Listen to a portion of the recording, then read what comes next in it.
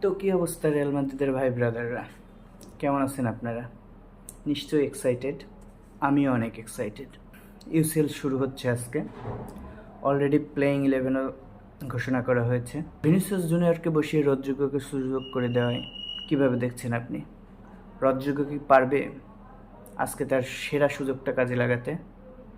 আর অপরদিকে এমবাপ্পে শোকে আমরা দেখার অপেক্ষায় আছি। অবশ্যই অ্যাজ এ রিয়াল মাদ্রিদের ফ্যান হিসেবে আমরা সবাই চাই প্রতিটা ম্যাচে এমবাপ্পে শো দেখতে।